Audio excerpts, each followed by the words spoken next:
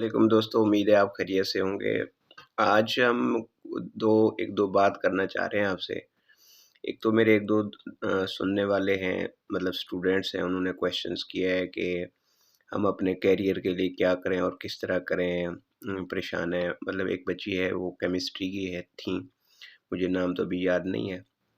लेकिन उन्होंने ये कहा कि मतलब आप हमें हमारे अपने फ्यूचर के करियर के हवाले से थोड़ा गाइड करें। और दूसरा पीएमएस के अपकमिंग एग्ज़ाम में अभी 42 सीट्स आ रही हैं, तो उस हवाले से भी स्टूडेंट्स बहुत सारे क्वेश्चंस कर रहे हैं कि हमें तैयारी कैसे करनी चाहिए, अब हम एलिजिबल हैं कि नहीं हैं, कब देंगे, कैसे देंगे, क्या करना चाहिए हमें, तो ये बहुत सारे सवाल हैं। तो उसे एक पहली जो क्लैरिफिकेशन है वो ये है कि मैं कोई मोटिवेशनल स्पीकर तो हूँ नहीं। मतलब लेकिन जो मेरा तजर्बा है या जो मेरा अपना फ़लसफ़ा है, तो उसके हवाले से मैं बात करूँगा कि मैं अगर इसको मेरा क्या पर्सपेक्टिव है, मेरी क्या सजेशंस हैं ना, इसके ऊपर हम बात करेंगे। तो पहले तो ये है कि करियर जो होता है वो सिर्फ़ बुक्स से नहीं होता ना। और करियर को मतलब लोग समझते हैं कि शायद हमारी इस सेमेस्टर में जीपीए अच्छी आ जाए, तो इससे हमारा करियर बन जाएगा।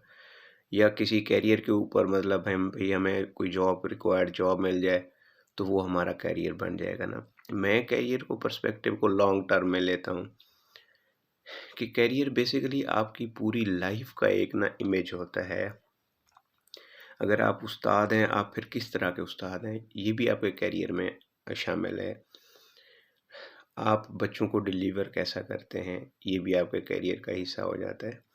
और उसके बाद मतलब वो जो आपकी जॉब है, उसका आपके बच्चों के ऊपर क्या असर पड़ता है। यानी आपने कौन-सा प्रोफ़ेशन में गए हैं, आप उस करियर को कैसा निभाते हैं, उसका आपकी फ़ैमिली के ऊपर और आपके बच्चों के ऊपर भी असर होता है। यानी अगर आपका करियर अच्छा होगा तो डेफ़िनेटली आपकी फ़ैमिली का करियर भी अच्छा होगा। आपका करियर बुरा होगा तो आपकी फ़ैमिली का इमेज और करियर बहुत बुरा होगा। तो ये पूरी इंसान की लॉन्ग टर्म मतलब ना एक वे है जिसके ऊपर बंदे ने चलना होता है। तो इसलिए ये कोई शॉर्ट टर्म नहीं है, ये सेमेस्टर बेस्ड और सीजीपीए बेस्ड नहीं है। करियर एक लॉन्ग टर्म वे है जिसके ऊपर आप चलते हैं। उसके लिए फिर आप स्ट्रेटजीज़ अडॉप्ट करते हैं, डिफरेंट रास्ते अडॉप्ट करते हैं। उनमें शॉर्ट टर्म पॉलिसीज़ भी काम आती हैं, लॉन्ग टर्म पॉलिसीज़ भी काम आती हैं। अब फॉर एग्ज़ाम्पल लेकिन आप थोड़े-थोड़े फासले के 5-5, 10 साल के छोटे-छोटे आप अपने गोल सेट करते जाएँ। फॉर एग्ज़ाम्पल एचईसी ने ये जो अभी न्यू पॉलिसी आई है अंडर ग्रेजुएट्स की ना, तो हम हमारे दौर में मैं 2004 में मैंने बीए एफए किया था, एफएससी किया था। तो उसके बाद ये बीएस प्रोग्राम जो है ना बिल्कुल ही नया-नया था ना। तो बेसिकली एचईसी का ये यही था रूट के मतलब बच्चा जब एफएससी में ही आता है ना, तो उसके बाद उसने जिस सब्जेक्ट में जाना है आगे उसी में स्पेशलाइज़ होकर जाए, इधर-उधर ना जाता जाए कि कभी बीए कर लिया, किसी ने बीएससी कर लिया, उसके बाद किसी ने एमए इंग्लिश कर लिया, किसी ने एमए इस्लामियात कर लिया। तो भई एफएससी के बाद वो जिस ग्रुप में जो फ़ील्ड चुनेगा उसी में आगे जाएगा ना, इधर-उधर नहीं जाएगा। फिर अभी एचईसी ने मतलब ये पीएचडी वाला लगाया है, एमफिल को मतलब उसके ऊपर मैं कभी बात करूँगा कि वो एमफिल और पीएचडी की न्यू पॉलिसी क्या है।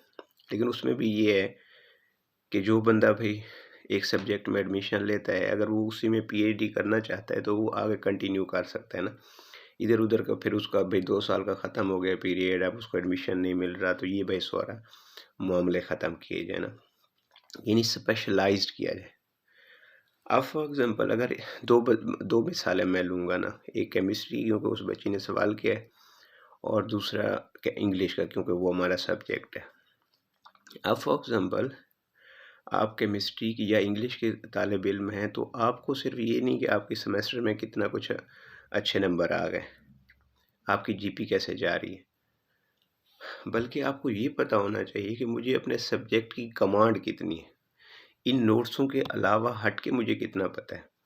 अगर आप इंग्लिश के बच्चे हैं तो मतलब आपको सिर्फ ये फोकस नहीं होना चाहिए कि मेरी इस सेमेस्टर में सीजीपीए क्या आ रही है, मैंने इस सेमेस्टर की जो मुकर्रर करदा किताबें थी उनको कैसा पढ़ा है।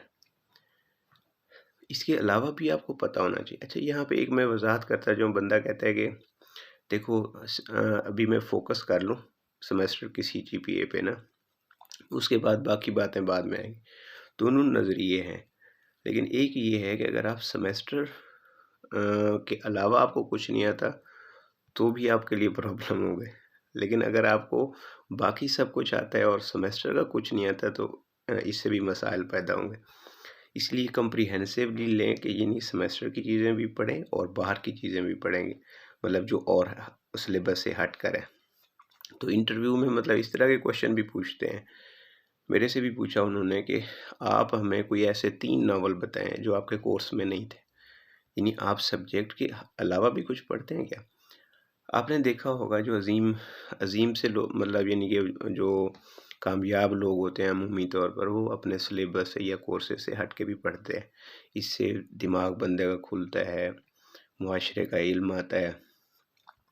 तो कैरियर को आप लॉन्ग रूट सेट करें, इसके लिए सिलेबस और आउट ऑफ सिलेबस जो है ना, वो कोशिश करें कि मैं भी उस सब्जेक्ट का एक्सपर्ट रहूं।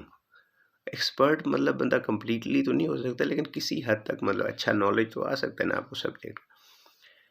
तो अगर आप बीएस में हैं, बीएस के पहले दूसरे तीसरे चौथे सेमेस्टर में हैं, तो आप अपने पिछले उसी नॉलेज को रिवाइज करें। इसके अलावा अपने कोर्स से हट के चीज़ें पढ़ें, उसी सब्जेक्ट के रेलेवेंट हूँ लेकिन कोर्स में ना हूँ, वो यानी कि ना, फॉर एग्ज़ाम्पल अगर आप फिज़िकल केमिस्ट्री का कोर्स पढ़ रहे हैं, तो आपको केमिकल केमिस्ट्री के बारे में भी कुछ ना कुछ पता होना चाहिए। तो जो पंजाब पब्लिक सर्विस कमीशन के एग्ज़ाम आते हैं, मुकाबले के हवाले से भी, उसमें भी केमिस्ट्री और इंग्लिश सब्जेक्ट होता है। और दूसरा यानी जो लेक्चरशिप के एग्ज़ाम आते हैं, तो उसमें कोई एक चीज़ या आपका किसी एक यूनिवर्सिटी का सेमेस्टर फोकस्ड नहीं होता ना, तो वो चीज़ें जर्नल देख रहे होते हैं। तो फिर जो फोकस्ड स्टूडेंट होते हैं, सेमेस्टर जिन्होंने पढ़ा होता है, जिन्होंने सिर्फ सीजीपीए के ऊपर फोकस किया होता है, तो वो अमूमी तौर पर नाकाम हो जाते हैं। और मीडियाकर स्टूडेंट जो चीज़ें इधर उधर की देखते रहता है, वो पास हो जाता है। अच्छा, तो उसके अलावा अभी रिसेंटली पीएमएस का एग्ज़ाम आया है मुकाबले का, इसे प्रोविंशियल मैनेजमेंट सर्विसेज कहते हैं। तो यहाँ पे भी स्टूडेंट्स मुख्तलिफ़ किस्म के क्वेश्चंस करते हैं कि अभी मैं बीएस के 4th सेमेस्टर में हूँ, तो मैं देना चाहता हूँ, लेकिन मैं जब अभी मैं एलिजिबल नहीं हूँ, तो मैं क्या करूँ भाई? तो उसके लिए अभी से आप तैयारी करना शुरू कर दें। मतलब अगर आप देना चाहते हैं, तो कभी तो ये 2 साल भी आपके ख़त्म हो जाएंगे ना, उसके बाद तो आप एलिजिबल होंगे। उसके लिए आप अभी से तैयारी शुरू कर दें। तो मतलब आप उसके लिए जो किताबें हैं वो सॉर्ट आउट करें, उस तरह की जो तैयारी होती है वो करना शुरू कर दें। फॉर एग्ज़ाम्पल जनरल नॉलेज है, पीएमएस के तकरीबन उसका जो जनरल नॉलेज की रेशो आ रही है, वो 1.4 की कामयाबी के साथ आ रही है, या इस तरह का कोई डिजिट है, 1.3 है या 1.4। यानी जितने पीएमएस में बच्चे अपेयर होते हैं, उनमें से 1.4% का जनरल नॉलेज पास होता है। बाकी बच्चे जनरल नॉलेज में ही पहली अटेम्प्ट में ही फेल हो जाते हैं। तो अगर आपके पास इस तरह का अभी टाइम है, अगर आप अपने कैरियर के, तालीमी कैरियर के इब्तदाई सालों में हैं, तो आप उसके लिए वो कर सकते हैं। पीएमएस में जाना चाहते हैं, तो अभी से उसकी तैयारी, यानी जनरल नॉलेज की कम से कम तैयारी शुरू कर दें। अच्छा, एक चीज़ बेसिकली, मतलब एक दफ़ा मैं पढ़ रहा था कि इम्तहान जो होता है, यानी अगर इम्तहान ना लिया जाए, बंदे को पास कर दिया जाए, या चूँकि मैं उस्ताद हूँ, तो मेरे पास इस तरह के सारे, मतलब बहुत सारे मसाइल भी आते हैं, जहाँ पे स्टूडेंट अच्छी जीपी मांग रहा होता है, जहाँ पे स्टूडेंट कैरियर के वास्ते दे रहा होता है कि मेरा कैरियर का मसला है, मेरी जीपी इम्प्रूव नहीं हो रही, फलाना हो गया। मतलब ये एक नेचुरल सवाल है, और स्टूडेंट एक्सपेक्ट भी कर रहा होता है। मतलब एक स्टूडेंट का सबसे बड़ा लालच ये जो लालच से मुराद इंटरेस्ट होता है, वो सीजीपीए होता है। लेकिन प्रॉब्लम ये है कि मैंने एक दफ़ा एग्ज़ाम की फ़िलासफ़ी पढ़ी और ऐसे असेसमेंट की ना, कि एग्ज़ाम बेसिकली, नहीं, अगर हम बगैर एग्ज़ाम के बच्चों को आगे पास करते जाएँ, तो उससे क्या होगा? तो उसने कहा कि जो एग्ज़ाम का फ़लसफ़ा है, वो बेसिकली है बच्चे को मेहनत के ऊपर अर्ज करना, बच्चे को मेहनती बनाना, कि वो इन एग्ज़ाम के चैलेंजेस के लिए मेहनत करेगा तो आगे उसकी ज़िंदगी में भी जो उसको डिफरेंट चैलेंजेस का सामना होगा, उसको भी वो आसानी के साथ अबूर कर जाएगा। यानी इम्तिहान जो है वो इंसान को उसकी जो सोशल लाइफ है, जो आउट ऑफ एकेडमिक्स लाइफ है, उसमें मेहनत करना सिखाता है। इसका फ़लसफ़ा भी यही है। यानी जो दूसरे ट्रायल्स आते हैं, लाइफ में मुश्किलात आती हैं, तो एग्ज़ाम उसके लिए बंदे को प्रिपेयर करता है। तो जो बंदा मेहनती यानी क्लास में मेहनती होता है ना, वो लाइफ के एक्सटर्नल चैलेंजेस को भी बड़ा आसानी से डील कर जाता है। तो उसका एग्ज़ाम का फ़लसफ़ा ये है। अच्छा, तो वो ये है कि जनरल नॉलेज अगर आप पीएमएस में नहीं भी जाएँगे, पीएमएस अगर आप क्वालिफ़ाई नहीं भी कर पाते तो कोई बात नहीं। ये आपको दूसरी बहुत सारी चीज़ें, आपका जो जनरल नॉलेज होगा वो आपको 20% उसमें है, आपके लेक्चरशिप के पार्ट है, तो वहाँ पे आपको काम आएगा। उसके अलावा अगर आप वहाँ पे नहीं आएगा, आप किसी और जॉब के लिए अप्लाई करते हैं, तो तब आपको पता होगा। इवन अगर आप वो आपके किसी भी काम नहीं आएगा, लेकिन आप उस बंदे से जिसको जनरल नॉलेज नहीं आता, उससे आपका नुक्ता नज़र बेहतर होगा, आपका विज़न और तरह का होगा। तो इसलिए आप उसको फ़ोकस करें। मतलब आपने क्लास में खड़े हैं, बाद में आपने पीएमएस की तैयारी की और बाद में आप प्रोफ़ेसर बन गए, तो अपने सब्जेक्ट के प्रोफ़ेसर बन गए, तो उसमें भी आपको जनरल नॉलेज काम आ जाएगा। आप दुनिया में कहीं ट्रैवल करेंगे तो वो आपका जनरल नॉलेज आपको वहाँ पे भी काम आ जाएगा। तो इसलिए मतलब बंदे को अपना फ़ोकस करें। जो अभी हमारे एकेडमिक्स के बच्चे हैं, जैसे फॉर एग्ज़ाम्पल इंजीनियर्स हैं, वो तो इंजीनियरिंग में भी जा सकते हैं, और जो बच्चे मेडिसिन में हैं वो बच्चे मेडिसिन में जाएंगे, उनके अलावा तो और कोई ऑप्शन नहीं।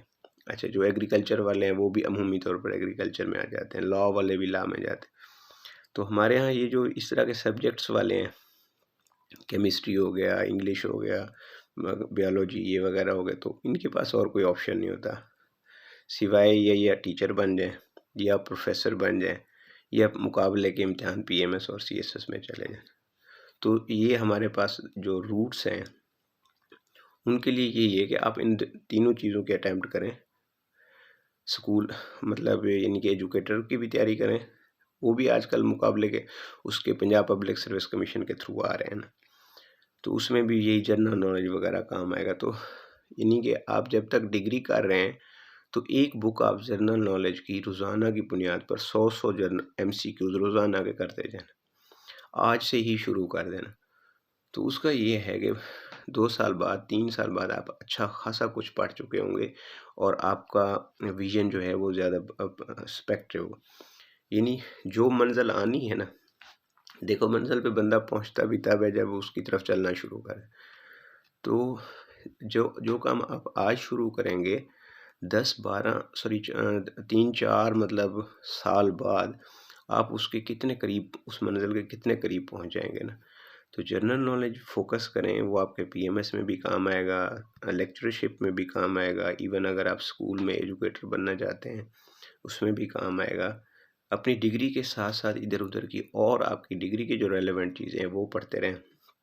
अगली उसमें गुफ्तगू में मैं आपसे पीएमएस के हवाले से सब्जेक्ट्स की डिटेल्स के हवाले से बात करूँगा कि कौन से सब्जेक्ट होते हैं और उनकी तैयारी कैसे करनी है। यानी मैं ख़ुद भी पीएमएस में सेलेक्ट हुआ था, assistant director local fund audit, लेकिन फिर मेरी इधर यूनिवर्सिटी में जॉब हो गई थी तो उस वजह से मैं नहीं गया था। तो उसके हवाले से जो मेरा तजर्बा है वो मैं अगली गुफ्तगू में आपसे शेयर करूँगा। तब तक के लिए इजाज़त, अल्लाह हाफ़िज़।